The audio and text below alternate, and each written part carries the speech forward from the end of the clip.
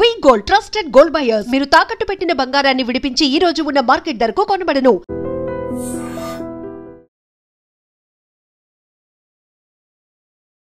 నమస్తే, welcome to I dream talking point with కవిత.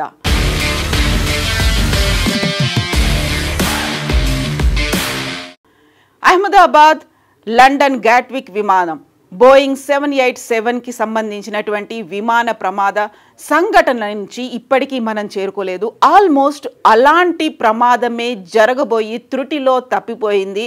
అది కూడా ఎయిర్ ఇండియాకి చెందినటువంటి విమానం బోయింగ్ 787 డ్రీమ్ లైనర్కి సంబంధించి అమృత్సర్ నుంచి బర్మింగ్హామ్కు వెళ్తున్నటువంటి విమానంలో ఎగ్జాక్ట్గా బర్మింగ్హామ్లో ల్యాండ్ అవ్వబోయే ముందు 500 ఫీట్ల ఎత్తున సడన్గా అందులో ఉన్నటువంటి ర్యాట్ ఓపెన్ అయింది.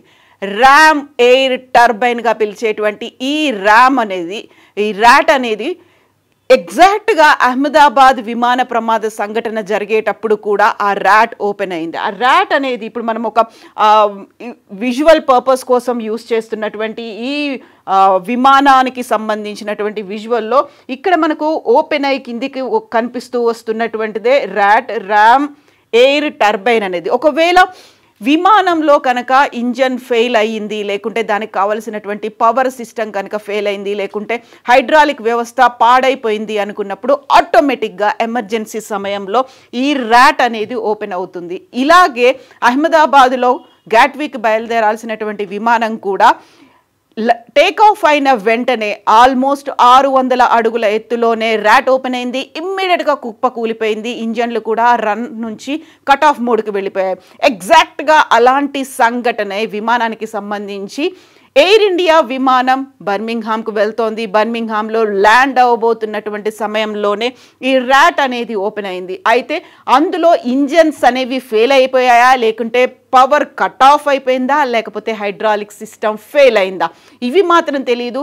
ఆల్మోస్ట్ అందులో ఎంతమంది ప్రయాణికులు ఉన్నారు, యాక్చువల్గా ఏం జరిగింది అనేది అటు ఎయిర్ ఇండియా కానీ ఇటు బోయింగ్ కానీ వివరాలని వెల్లడించలేదు. ఈ సంఘటన 4వ తారీఖు శనివారం రోజు జరిగింది.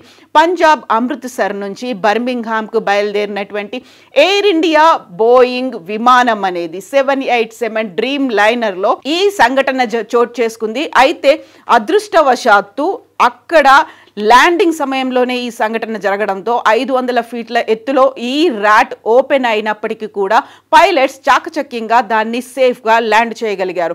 అందులో ప్రయాణికులు ఎంతమంది ఉన్నారు, లేకుంటే క్రూ సిబ్బంది ఎంతమంది ఉన్నారు అనేది బయటికి రాలేదు.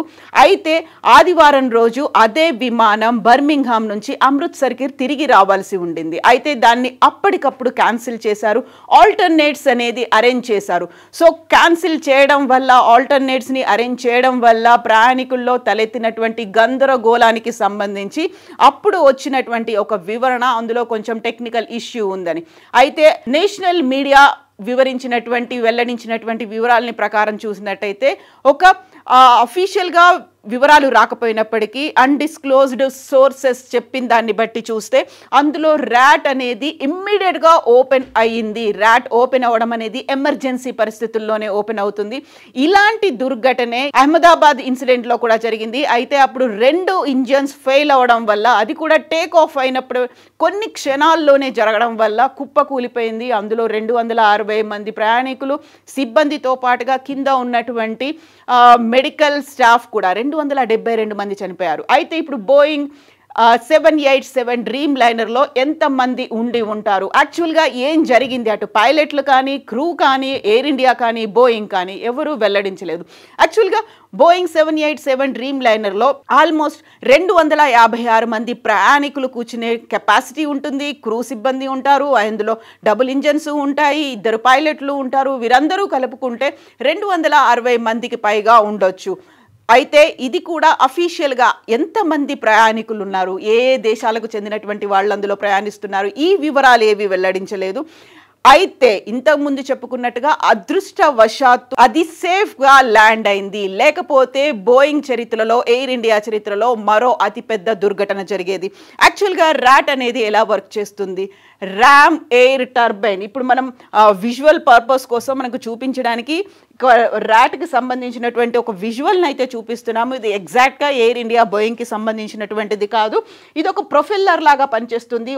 ఎగ్జాక్ట్గా అందులో ఉన్నటువంటి ఇంజన్లు ఫెయిల్ అయినప్పటికీ, లేకపోతే ఎమర్జెన్సీ పరిస్థితులు అనేవి, ఎలక్ట్రిక్ వ్యవస్థ సరిగా పనిచేయకపోయినా, హైడ్రాలిక్ వ్యవస్థ పనిచేయకపోయినా, ఇలాంటి ఒక చిన్న సిస్టమ్ అనేది ఉంటుంది ప్రొఫెల్లర్ లాంటిది. అది ఆటోమేటిక్గా ఓపెన్ అవుతుంది, డిప్లాయ్ అవుతుంది. అది అయితే దానివల్ల అది కొంచెం మాన్యువల్గా సెట్ చేసే ప్రయత్నం చేస్తుంది. దాని శాయశక్తుల అటు ఇంజన్లను కానీ, లేకపోతే ఎలక్ట్రిసిటీని కానీ, హైడ్రాలిక్ వ్యవస్థని కానీ సెట్ చేసే ప్రయత్నం చేస్తుంది.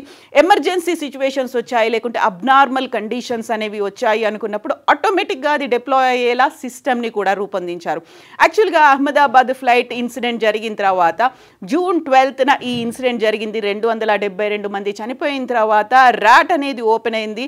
సో ర్యాట్ ఓపెన్ అయినప్పటికీ అక్కడ హ్యాండ్స్ అప్ సిచ్యువేషన్ ఉంది కాబట్టి ఇద్దరు పైలట్లు ఏం చేయలేకపోయారు. రన్ నుంచి కట్ ఆఫ్ మోడ్లో వెళ్ళిపోయింది కాబట్టి ఆ విమానం కుప్పకూలిపోయింది. అయితే ఇది టేక్ ఆఫ్ నుంచి ల్యాండింగ్ సమయంలో మాత్రమే జరిగింది కాబట్టి అది కూడా 500 అడుగుల ఎత్తులో ఉన్నప్పుడు జరిగింది. అందులో పైలట్స్ చాకచక్యంగా దాన్ని సేఫ్గా ల్యాండ్ చేయగలిగారు. ఖచ్చితంగా ఇప్పుడే బోయింగ్ డ్రీమ్ లైనర్లకి సంబంధించినటువంటి టెక్నికల్ ఇష్యూస్ మీద మళ్ళీ మరొకసారి చర్చ మొదలైంది. ప్రేక్షకులకు గుర్తుండే ఉంటుంది, ఎయిర్ ఇండియా అహ్మదాబాద్ విమాన ప్రమాద దుర్ఘటనలో కూడా బోయింగ్ 787 డ్రీమ్ లైనర్ కి సంబంధించే ఇష్యూ అనేది జరిగింది. ఎగ్జాక్ట్గా మనం ఇప్పుడు మాట్లాడుకుంటున్నటువంటి ఈ అమృత్సర్ నుంచి బర్మింగ్హామ్కు వెళ్తున్నటువంటి విమానంలో కూడా బోయింగ్ 787 డ్రీమ్ లైనర్. యాక్చువల్గా అక్కడ టెక్నికల్ ఎర్రర్స్ ఏమైనా ఉన్నాయా దానికి సంబంధించి DGCA కూడా, directorate general of civil aviation కూడా అప్పుడు ప్రతి బోయింగ్ విమానానికి 787, 737లో టెక్నికల్ ఇష్యూస్ ఉన్నాయి అనేది బయటపడిన తర్వాత టెక్నికల్ ఇష్యూస్ మీద ఫోకస్ పెట్టాలి అనుకున్నప్పటికీ కూడా ఓన్లీ పవర్ సిస్టమ్స్ మీద, స్విచ్ల మీద మాత్రమే ఫోకస్ పెట్టింది తప్ప మిగతా అన్నిటి మీద టెక్నికల్ ఇష్యూస్ మీద ఫోకస్ పెట్టలేదు అనేది ఇండియన్ పైలట్స్ అసోసియేషన్ కూడా, federation of Indian Pilots FIP కూడా అదే మాట చెప్తోంది. ఇప్పుడు అమృత్సర్ నుంచి బర్మింగ్హామ్ వెళ్ళేటువంటి ఈ విమానానికి సంబంధించి అప్పటికప్పుడైతే దాన్ని అక్కడే రద్దు చేశారు. టెక్నికల్గా ఏం జరిగింది అనేది ఇన్వెస్టిగేషన్ కొనసాగుతోంది. ఎయిర్ ఇండియాతో పాటుగా DGCA, బోయింగ్ కూడా బర్మింగ్హామ్లోనే ఆ విమానానికి సంబంధించి టెక్నికల్గా ఇన్వెస్టిగేషన్ అయితే చేస్తున్నప్పటికీ అఫీషియల్గా ఇప్పటికీ రాలేదు. సో ఓవరాల్గా 787, 737కి సంబంధించి జరగాల్సినటువంటి క్షుణ్ణంగా ఇన్వెస్టిగేషన్, ఇన్ డెప్త్ ఇన్వెస్టిగేషన్ అనేది జరగాలి అనే దాని మీద ఇప్పుడు మళ్ళీ పైలట్స్ అసోసియేషన్స్ ఫోకస్ పెడుతున్నాయి. DGCAకి లెటర్ కూడా రాశాయి. Federation of Indian Pilots FIP presidents కూడా అదే మాట చెప్తున్నారు. 5,000 మందికి పైగా అందులో పైలట్స్ సభ్యులుగా ఉన్నారు. సో తప్పంతా పైలట్లదే అనే దిశగా పోతోంది కాబట్టి గతంలో అహ్మదాబాద్ ఇన్సిడెంట్ కూడా అక్కడ ఉన్నటువంటి సీనియర్ పైలట్ మీదే అనుమానం వచ్చేలా చర్యలు కనిపించాయి, లేకపోతే ఆ టైంలో ఊహాగానాలు, వార్తలు కూడా వచ్చాయి. కాబట్టి బోయింగ్ మీద దృష్టి పెట్టాల్సినటువంటి అవసరం ఉంది అనేది ఇప్పుడు ఒకవేళ అంతా బాగా జరిగింది, సవ్యంగానే ల్యాండింగ్ అయింది, ఒకవేళ అలాంటిది జరగకపోతే మళ్ళీ ఎయిర్ ఇండియా చరిత్రలో లేకపోతే బోయింగ్ చరిత్రలో మరో అతిపెద్ద విమాన ప్రమాదం జరిగేది అనేటువంటి వార్తలు కూడా వినిపిస్తున్నటువంటి నేపథ్యంలో కంప్లీట్గా ఫోకస్ పెట్టాల్సినటువంటి అవసరం అయితే ఉంది. యాక్చువల్గా ఇది బోయింగ్ తప్పిదమా లేకుంటే ఎయిర్ ఇండియా దానికి సంబంధించి కంప్లీట్గా ఇన్వెస్టిగేషన్, టెక్నికల్గా ఏ ఇష్యూస్ ఉన్నాయి అనేది ఫోకస్ పెట్టలేకపోతుందా, లేకపోతే అలక్ష్యం, నిర్లక్ష్యం అనేది ఎక్కడ కనిపిస్తోంది? వీటన్నిటి మీద ఫోకస్ పెట్టాలి. బట్ గాలిలో ప్రాణాలైతే ఉన్నాయి. కొంచెం అటు ఇటుగా ఏమైనా జరిగితే అన్ని వేల అడుగుల ఎత్తు నుంచి కుప్పకూలిపోతే కనీసం శకలాలు కాదు కదా, ఎముకలు కూడా దొరకనటువంటి పరిస్థితి. మొత్తం మంటల్లో ఉండిపోవడం, లేకపోతే ఏ సముద్రంలోనో కూలిపోతే ఆ అవశేషాలు కూడా కనిపించినటువంటి దుస్థితి ఉంటుంది. కాబట్టి కంప్లీట్గా ఫోకస్ పెట్టాల్సిన అవసరం ఉంది. అప్పటిదాకా ఎయిర్ ఇండియా డ్రీమ్ లైనర్లను కంటిన్యూ చేయకుండా ఉంటే వాటిని క్యాన్సిల్ చేసుకొని మళ్ళీ లైసెన్సులు పునరుద్ధరించుకోవాలి, లేకపోతే సరికొత్త విమానాలు తీసుకోవాల్సినటువంటి అవసరం ఉంది.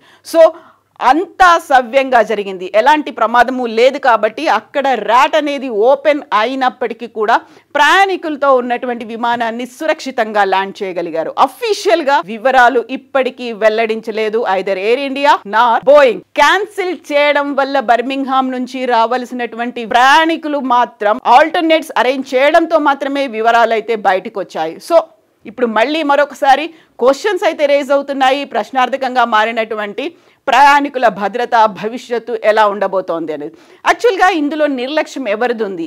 ఎవరు ఇంత అలసత్వం ప్రదర్శిస్తున్నారు? ఎయిర్ ఇండియా తప్పిదమా, బోయింగ్ తప్పిదమా, లేకుంటే డీజీసీఏ ప్రాపర్గా చర్యలు తీసుకోలేకపోతోందా? కామెంట్స్ రూపంలో తెలియజేయండి. నిజంగా ప్రస్తుతం ఉన్నటువంటి సమాజం దేనికి ప్రయారిటీ ఇస్తుంది? ఆర్థిక సంబంధాల చుట్టూ మాత్రమే తిరుగుతోంది. మళ్ళీ ఎన్నికలంగానే చాలా విరక్తి కలుగుతున్నాం. మంచి అనిపిస్తుంది కదా, లేడీస్ కూడా ఛాలెంజింగ్ జాబ్స్ చేసినప్పుడు చాలా బాగుంటది. ట్రాఫిక్ అసిస్టెంట్స్ గా నియమించిన ట్రాన్స్జెండర్స్ అందరితో సాల్యూట్ చేయించుకుంటున్నారు. ఫుడ్ డెలివరీ ఇవ్వటానికి వెళ్ళినటువంటి డెలివరీ బాయ్ అనిల్ పై కళ్ళ ముందు